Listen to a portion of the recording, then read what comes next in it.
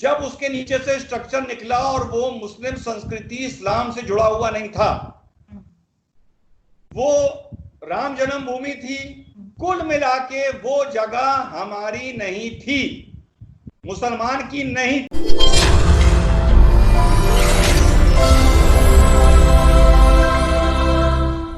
भारत में राम मंदिर जो है उसका केस आपको मालूम है कि बहुत साल चला और उसके बाद फाइनली अब उनके कोर्ट ने ये परमिशन दे दी थी कि उस जगह पे जहाँ पे बाबरी मस्जिद थी वहां पर राम मंदिर बन सकता है। तो वो आज उसकी ओपनिंग है या बनने जा रहा है। बहुत शुक्रिया सर कि आपने ज्वाइन किया। Thank you so much.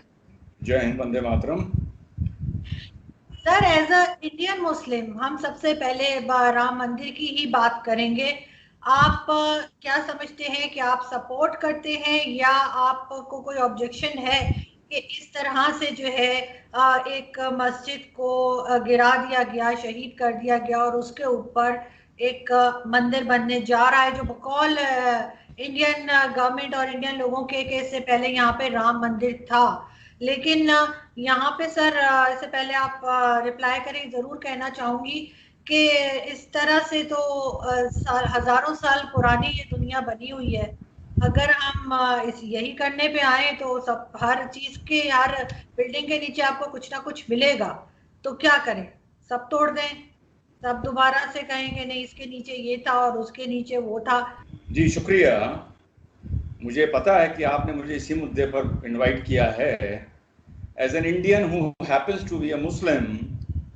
और सबसे पहले देश और दुनिया के सभी उन भारतीयों को जिन्होंने राम मंदिर के लिए संघर्ष किया, प्रार्थना करी, उन सबको बहुत बहुत शुभकामनाएं, बहुत बहुत मुबारक। और आज आपके चैनल पे मैं इतनी कैंडिडली और इतनी फ्रैंकली एंड ओपनली आपसे बात करूंगा कि आज की तारीख में कहीं भी कोई अगर इंटरैक्शन या डिबेट चल रहा होगा तो इतनी फ्रैंकली एंड ओपनली बात नहीं करी गई होगी। This I assure you. अब हम बात करते हैं आपसे कि आपने ये पूछा कि आप इसका अपोज करते हैं या आप इसका समर्थन करते हैं।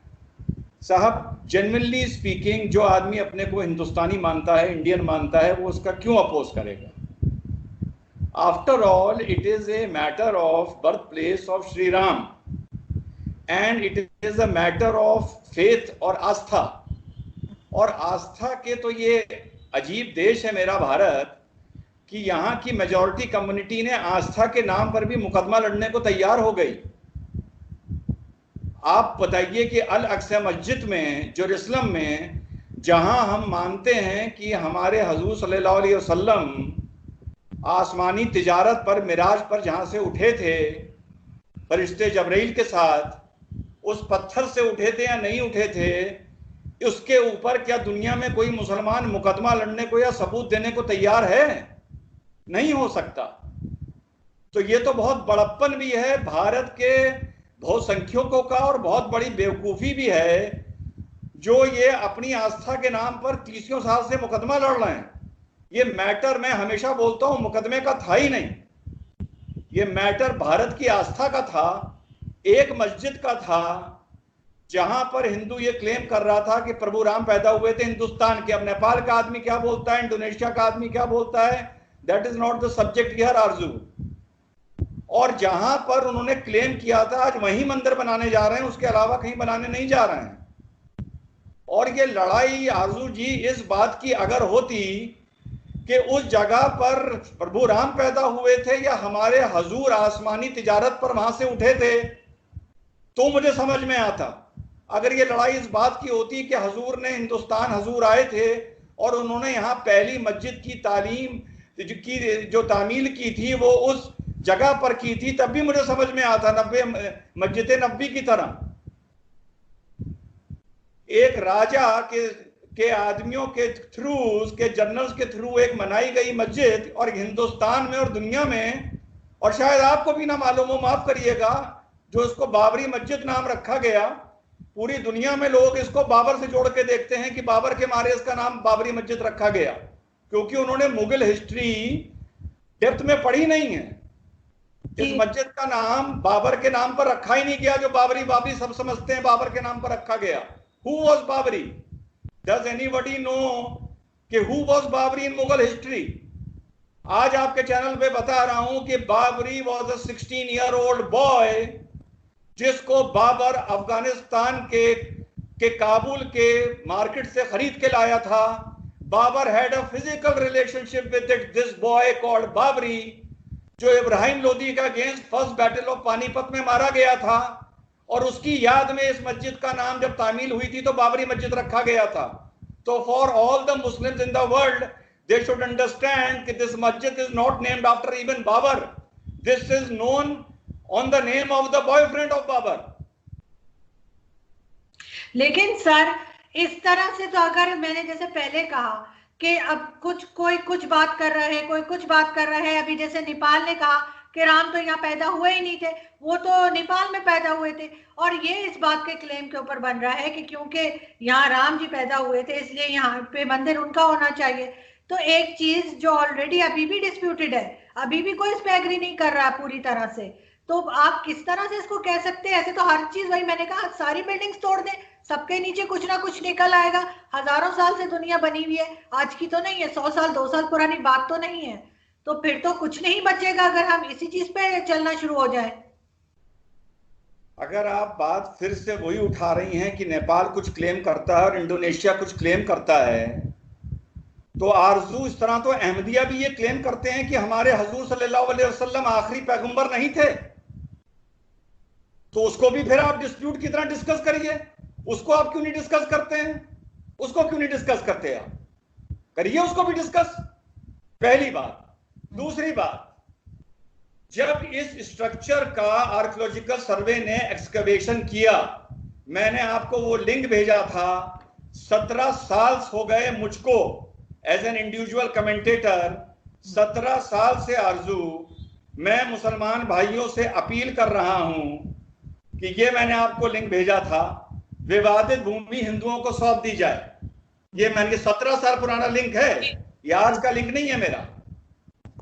जब उसका आप एक्सकेवेशन के लिए तैयार हुए under the direction of high court, या तो आप तैयार ना होते या आप मना कर देते। जो आज आप बात बोल रही हैं, या तो जो बाबरी मस्जिद के पक्ष के पक्षकार थे, जो लॉयर्स थे, वो कहते थे नो लॉर्डशिप, हम इसका एक्सकेवेशन कराने में तैयारी नहीं है, क्योंकि किसी ना किसी बिल्डिंग के नीचे कुछ ना कुछ तो निकलेगा। उन्होंने एग्री किया कि ठीक है साहब, होना चाहिए, ऑब्जेक्शन फाइल नहीं किया।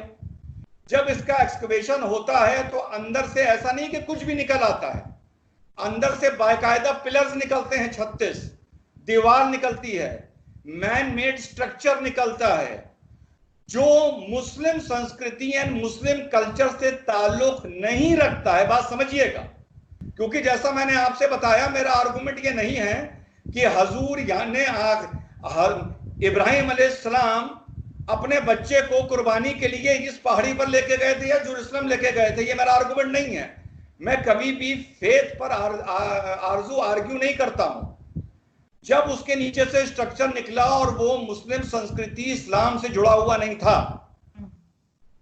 वो राम जन्मभूमि थी, कुल मिला के वो जगह हमारी नहीं थी, मुसलमान की नहीं थी, because we push the luck too far. हम हमेशा अपनी अस्तीने चढ़ाए रहते हैं। जब हम मेजॉरिटी में होते हैं तब हम अपनी अस्तीने चढ़ाए रहते हैं, जब हम माइनॉरिटी में होते हैं तब हम आरजू अपनी अस्तीने चढ़ाए रहते हैं। क्या दूसरे ने चूड़ियां पहन रखी हैं, दूसरे ने अपनी मां का दूध नहीं पिया है, दूसरे के जज्बात नहीं है? क्योंकि मुझे पता था कि एंड में वहां पर राम मंदिर ही बनेगा। राम मंदिर भारत में नहीं बनेगा आरजू, तो फिर कहां बनेगा? हमें जगह दे दो, हमें जगह दे दो, हम वहां राम मंदिर बना लेंगे दुनिया में। हम यहाँ अयोध्या में नहीं बनाएंगे। हमें आप जगह दे दो पाकिस्तान में, हमें जगह दे दो सऊदी में, हमें जगह दे दो मिडिल ईस्ट में, हम वहां बना लेंगे, हम यहाँ नहीं बनाएंगे। कहीं कोई हमें जगह देगा? तो जो राम मंदिर यहां नहीं बनेगा तो आरजू कहां बनेगा? Common sense. अब आप ये बताइए कि आपने हाल में अल सोफिया का किस्सा सुना होगा, तुर्की का सुना होगा आपने। वहां क्या हुआ? 900 साल से वो एक चर्च था, तुर्की के लोग खुद मानते हैं वो चर्च था, सब मानते हैं। उसके बाद वो 500 साल पहले मस्जिद कर दी गई। मुस्तफा अतातुर्क ने आके कहा no it will be a symbol of secularism, उसने उसको म्यूजियम बना दिया। 15 दिन पहले तुर्की में उसको फिर से मस्जिद कन्वर्ट कर दिया गया। पूरे यूरोपियन वर्ल्ड ने, क्रिश्चियन वर्ल्ड ने इसका विरोध किया। दुनिया के मुसलमानों ने क्या इसका विरोध किया? आपने किया कि अल सोफिया म्यूजियम को मस्जिद क्यों बना रहे हो? आपने ट्वीट किया तुर्की के प्राइम मिनिस्टर को कि आप ये क्यों कर रहे हैं? इमरान खान ने ट्वीट किया, ओएसी ने किया, दुनिया के मुसलमानों ने किया? नहीं किया। क्यों नहीं किया? क्योंकि उनको खुशी हो रही थी ये म्यूजियम दादागिरी के चलते एक मस्जिद बन रहा है, उससे भी मतलब ना रखो। पर नहीं, मुसलमान ऐसा नहीं करता। आरजू, आई एम वेरी सॉरी।